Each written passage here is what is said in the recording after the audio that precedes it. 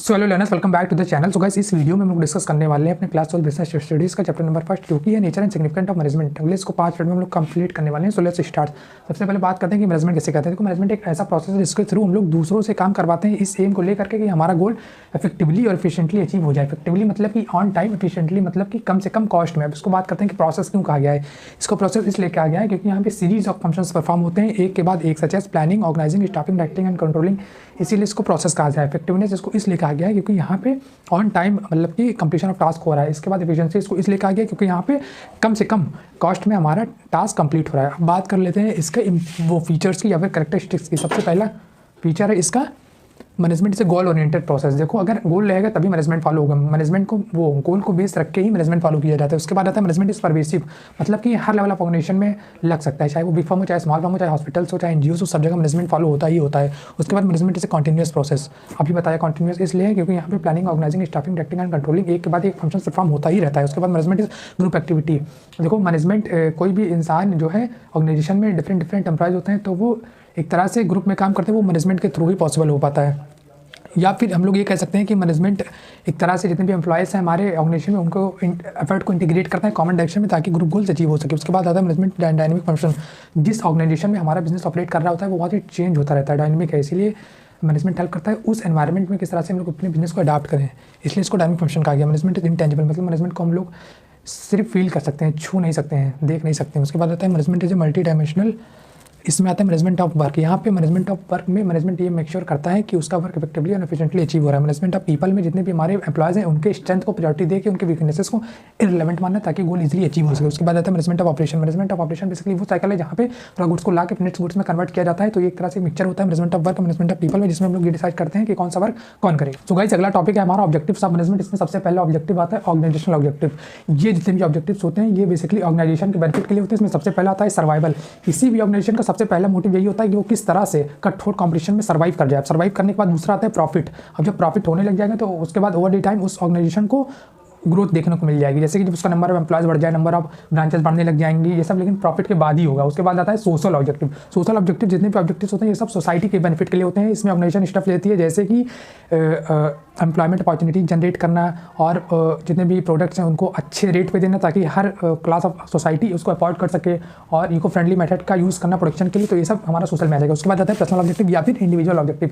ये जितने भी ऑब्जेक्टिव होते हैं ये एम्प्लॉयज़ के लिए बेनिफिट के लिए होते हैं। इसमें ऑर्गेनाइजेशन स्टेप लेती है कि उसके एम्प्लॉयज़ का बेनिफिट हो सके, जैसे कि अच्छी सैलरी देना, अच्छा वर्किंग कंडीशन, एम्बियंस देना ऑर्गेनाइजेशन में ताकि एम्प्लॉयज़ मोटिवेटेड रहे और उनका टाइम टू टाइम ट्रेनिंग और डेवलपमेंट करते रहना। उसके बाद आता है इंपॉर्टेंस ऑफ मैनेजमेंट। इसमें सबसे पहला इंपॉर्टेंस है management helps in achieving group goals. अब मैनेजमेंट जितने भी हमारे एम्प्लॉयज़ रहते हैं ऑर्गेनाइजेशन में उनके एफर्ट को इंटीग्रेट करता है और एक कॉमन डायरेक्शन में लेकर जाता है ताकि ग्रुप गोल्स अचीव हो सके। उसके बाद आता है management helps increasing, management increases efficiency. Management हमेशा ये ट्राई करता है कि कम से कम कॉस्ट में मैक्सिमम प्रोडक्शन हो सके जिससे कि एफिशिएंसी भी बढ़ती है। उसके बाद आता है management creates a dynamic organisation. जिस एनवायरनमेंट में हमारा बिजनेस ऑपरेट कर रहा होता है वो बहुत ही डायनामिक होता है, वहाँ पे चेंजेस आते ही रहते हैं। तो मैनेजमेंट हेल्प करता है ऑर्गेनाइजेशन में किस तरह से चेंजेस लाएं ताकि डायनामिक एनवायरनमेंट को वो अडाप्ट कर जाए उस एनवायरनमेंट को। उसके बाद management helps in achieving personal goals.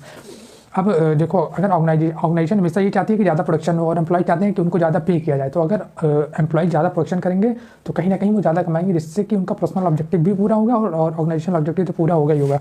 उसके बाद आता है management helps in development of society. अब देखो, क्योंकि मैनेजमेंट सोसाइटी का ही रिसोर्सेज यूज़ करके कहीं ना कहीं प्रोडक्शन कर रहा है तो मैनेजमेंट का एक तरह से प्लेजर फर्स्ट बनता है कि वो सोसाइटी के लिए कुछ करे, तो मैनेजमेंट इसमें भी हेल्प करता है बाई प्रोवाइडिंग एम्प्लॉयमेंट अपॉर्चुनिटीज़। अभी हम लोगों ने पढ़ा कि क्वालिटी गुड्स दे करके ये सब टॉपिक है हमारा नेचर ऑफ मैनेजमेंट। मैनेजमेंट के बेसिकली 3 टाइप्स के नेचर होते हैं, management as a science, management as a art and management as a profession. सबसे पहले बात करते हैं मैनेजमेंट एज ए साइंस की। देखो, साइंस एक ऐसी बॉडी ऑफ नॉलेज है जो कि लॉजिकली ऑब्जर्व फाइंडिंग्स, फैक्ट्स पे और इवेंट्स पे बेस्ड है।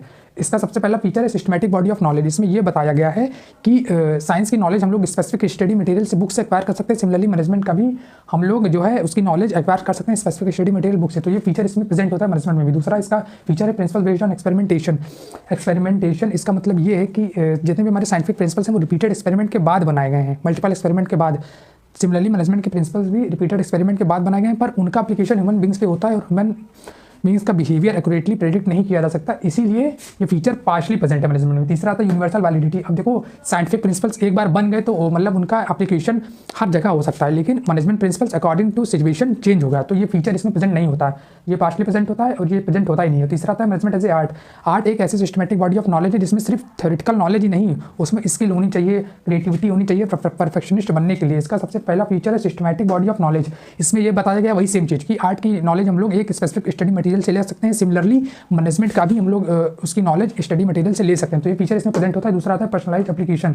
अब देखो थ्योरेटिकल नॉलेज तो एक अलग चीज़ हो गई, पर उसमें कोई भी इंडिविजुअल अपना स्किल अपनी मतलब क्रिएटिविटी दिखा के उसमें अपना एक अलग जॉब मतलब पोजीशन सेट कर सकता है। सिमिलरली मैनेजमेंट में भी मैनेजमेंट प्रिंसिपल्स तो है ही हैं, लेकिन कोई भी इंडिविजुअल अपना उसमें अलग किस तरह से परफॉर्म करता है, वो अपना अलग उसमें अच्छा परफॉर्म कर सकता है। गाइस इसमें तीसरा है based on practice and creativity. इसमें ये बताया गया है कि कोई भी अगर इंडिविजुअल है उसको आर्ट को अगर वो प्रैक्टिस करते जाता है तो ओवर द टाइम वो आर्टिस्ट बन जाता है। सिमिलरली मैनेजमेंट प्रिंसिपल्स कोई भी मैनेजर ओवर द टाइम उसमें अगर प्रैक्टिस करते जाता है, अप्लाई करते जाता है, तो एक एक्सपीरियंस्ड मैनेजर बन जाता है। मतलब ये तीनों फीचर प्रेजेंट है। इन दोनों को कंपेयर करने पे ये निकल के आया कि इसके तीनों फीचर प्रेजेंट है और इसके सिर्फ एक फीचर मतलब कंप्लीट प्रेजेंट है, पार्शियल प्रेजेंट है, प्रेजेंट है ही नहीं। तो हम लोग कह सकते हैं कि मैनेजमेंट एक ऐसा आर्ट है दूसरों से काम करवाने का। और तीसरा इसका आता है मैनेजमेंट एज ए प्रोफेशन। देखो प्रोफेशन एक ऐसा ऑक्यूपेशन है जिसमें कि स्पेशलाइज्ड नॉलेज चाहिए तभी आप प्रोफेशन में आ सकते हैं। जैसे कि MBBS चाहिए डॉक्टर बनने के लिए, लॉ की डिग्री चाहिए, LLB चाहिए लॉयर बनने के लिए, CA बनने के लिए हमको ICAI से रजिस्ट्रेशन करवाना पड़ेगा, CA की डिग्री चाहिए ही चाहिए। तो ये सब क्या है, प्रोफेशन है जिसमें हर किसी की एंट्री नहीं हो सकती है। सबसे पहला फीचर है well defined body of knowledge. इसमें यह बताया गया कि हम लोग प्रोफेशन का नॉलेज किसी भी स्पेसिफिक स्टडी मटेरियल से एक्वायर कर सकते हैं। सिमिलरली मैनेजमेंट का भी नॉलेज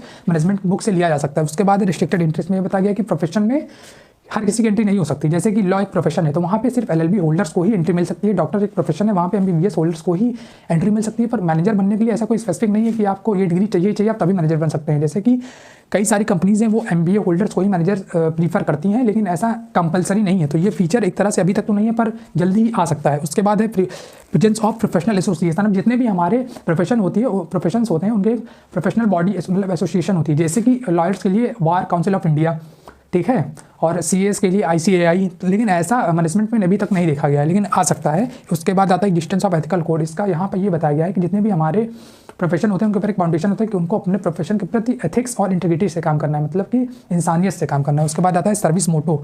हर प्रोफेशन का मोटो होता है सर्विस देना। जैसे कि डॉक्टर सर्विसेज देते हैं अपने क्लाइंट्स को, लॉयर सर्विसेज देते हैं, CA अपने क्लाइंट्स को सर्विस देते हैं। पर मैनेजमेंट का मोटो क्या होता है, ऑर्गेनाइजेशन गोल को अचीव करना।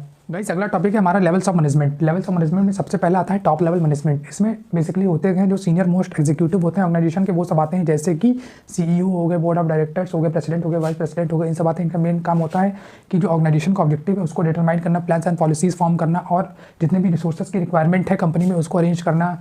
और इन लोग करते क्या है कि जितने भी हमारे बिजनेस एनवायरनमेंट में चीज़ें हो रही हैं उसको एनालाइज करते हैं कि क्या क्या चेंजेस ऑर्गेनाइजेशन में करना है। उसके बाद आता है middle level management. Middle level management में डिपार्टमेंटल हेड्स होते हैं, जैसे कि production department, sales department, finance manager, इन सब आते हैं। और इनका मेन काम होता है टॉप लेवल मैनेजमेंट के द्वारा जो इन्फॉर्मेशन दी जा रही है उसको लोअर लेवल मैनेजमेंट तक पहुँचाना, और जितने भी एम्प्लॉयज़ की नीड है उनको रिक्रूट करना, उनको अपॉइंट करना, और जितने भी अदर डिपार्टमेंट है उनके साथ कोऑपरेट करना ताकि स्मूथ फंक्शनिंग ऑर्गेनाइजेशन की हो सके। और ये एम्प्लॉयज़ को मोटिवेट करते हैं ताकि वो अपने बेस्ट एबिलिटी से परफॉर्म कर सकें। उसके बाद आता है lower level management. Lower level management में बेसिकली वो मैनेजर्स आते हैं जो कि एक्चुअल वर्कर्स से कोऑपरेट करते हैं और उनकी जो भी शिकायतें होती हैं, ग्रीवियंसेस होते हैं, उनको मिडिल लेवल मैनेजमेंट तक पहुँचाते हैं। और ये लोग उनके एक तरह से वर्किंग कंडीशन के लिए रिस्पॉन्सिबल होते हैं और उनके सेफ्टी के लिए भी उन लोग रिस्पॉन्सिबल होते हैं। और ये उनके मोरल को बूस्ट करने का काम करते हैं ताकि उनका काम करने में मन लगा। The next topic that we have is coordination. Coordination नाम से ही पता चल रहा है कि कोऑर्डिनेट करना मतलब कम्युनिकेट करना एक दूसरे से। तो यहाँ पे उसी चीज़ की बात हुई है। ये एक ऐसा प्रोसेस है जिसके थ्रू जितने भी एक्टिविटीज़ हैं डिफरेंट डिपार्टमेंट के उनको सिंक्रोनाइज किया जाता है, मतलब इंटीग्रेट किया जाता है। और ये जितने भी all other functions of management हैं जैसे planning, organising, staffing, directing and controlling, उन पे बाइंड रहता है, मतलब कि बिना कोऑर्डिनेशन के अदर फंक्शंस ऑफ मैनेजमेंट नहीं परफॉर्म हो सकता। पहला फीचर है कोऑर्डिनेशन इंटीग्रेट ग्रुप एफर्ट। देखो कोई भी ऑर्गेनाइजेशन होगी वहाँ पे नंबर ऑफ एम्प्लॉइज होते हैं तो वो किसके थ्रू इंटीग्रेट करेंगे, कोऑर्डिनेशन के थ्रू। उसके बाद आता है ये कॉन्टीन्यूस प्रोसेस है, मतलब कि कोई भी ऑर्गेनाइजेशन है तो वहाँ पे कोऑर्डिनेशन के बिना कुछ हो ही नहीं सकता। हर फंक्शन ऑफ मैनेजमेंट के लिए कोऑर्डिनेशन जरूरी ही है, तो ये इसीलिए इसको कॉन्टीन्यूस प्रोसेस बोलते हैं। उसके बाद आता है परवेसिव फंक्शन, मतलब कि हर लेवल ऑफ ऑर्गेनाइजेशन में अचीव हो, मतलब कि अप्लाई किया जा सकता है, चाहे वो लार्ज फर्म हो, चाहे बिग फर्म हो, चाहे स्मॉल फर्म हो, चाहे टॉप लेवल मैनेजमेंट हो, चाहे लोअर लेवल मैनेजमेंट हो, चाहे मिडिल लेवल मैनेजमेंट हो। उसके बाद आता है coordination is responsibility of all the managers. सिर्फ टॉप लेवल मैनेजर्स की रिस्पॉन्सिबिलिटी नहीं होती है कि कोऑर्डिनेशन करें, हर लेवल ऑफ मैनेजमेंट की रिस्पॉन्सिबिलिटी होती है। जैसे मिडिल लेवल का काम होता है क्या, टॉप लेवल मैनेजमेंट की इन्फॉर्मेशन लोअर लेवल तक पहुंचाना, तो बिना कोऑर्डिनेशन के पॉसिबल ही नहीं है। उसी तरह से लोअर लेवल मैनेजमेंट का काम क्या होता है, मिडिल लेवल की इन्फॉर्मेशन को वर्कर्स तक पहुँचाना, वर्कर्स का मिडिल लेवल तक, ताकि अच्छा एक स्मूथ फंक्शनिंग होता रहे वर्कर में, तो बिना कोऑर्डिनेशन के पॉसिबल नहीं है। उसके बाद आता है कोऑर्डिनेशन है डिलिबरेट फंक्शन। हर एम्प्लॉय डिलिबरेटली मतलब अपने मन से कोऑर्डिनेशन परफॉर्म करता है, क्योंकि अगर वो नहीं करेगा तो बहुत सारी कन्फ्यूजन क्रिएट हो जाएगी ऑर्गेनाइजेशन। उसके बाद आता है ensure unity of effort. Coordination ये मेक श्योर करता है कि सारे डिपार्टमेंट वर्क इन हैंड, मतलब कि एक दूसरे के साथ मिलकर काम कर रहे हैं और हर डिपार्टमेंट में बैलेंस। बात करते हैं कि इसको एसेंस ऑफ मैनेजमेंट क्यों कहा गया। सबसे पहला रीज़न है कि ये हर फंक्शंस ऑफ मैनेजमेंट को परफॉर्म करने में हेल्प करता है, जैसे planning, organising, staffing, directing and controlling. दूसरा रीजन है कि ये हर लेवल पे परफॉर्म करने के लिए इसको चाहिए ही चाहिए coordination, such as top level management, middle level management and lower level management. उसके बाद आता है coordination is more important functions of management. Coordination के बिना अगर हर लेवल पे अगर कोऑर्डिनेशन नहीं होगा तो एक तरह से अच्छी वर्किंग नहीं हो पाएगी ऑर्गेनाइजेशन की। उसके बाद आता है इसका इंपॉर्टेंस। सबसे पहले ग्रोथ इन साइज़। देखो जैसे जैसे ऑर्गेनाइजेशन की साइज़ बढ़ती चली जाएगी तो वहाँ पे नंबर ऑफ एम्प्लॉयज़ बढ़ते चले जाएंगे, तो उसके लिए कोऑर्डिनेशन का होना बहुत ज़रूरी है, ताकि एम्प्लॉयज़ के बीच में कोई भी मिसअंडरस्टैंडिंग ना रहे। उसके बाद आता है फंक्शनल डिफरेंशिएशन। अब कई सारी बिग फर्म्स होती हैं, तो वहाँ पे जैसे कि अलग अलग डिपार्टमेंट बना दिए जाते हैं, प्रोडक्ट डिपार्टमेंट, सेल्स डिपार्टमेंट, इसी तरह से फाइनेंस डिपार्टमेंट। तो वो हर मतलब कि उस डिपार्टमेंट में उसी डिपार्टमेंट के एम्प्लॉयज़ वहाँ पे होते हैं, तो वो आइसोलेशन में काम करते हैं, तो वो इंटीग्रेट कैसे करेंगे, सिर्फ और सिर्फ कोऑर्डिनेशन की हेल्प से। उसके बाद आता है स्पेशलाइजेशन।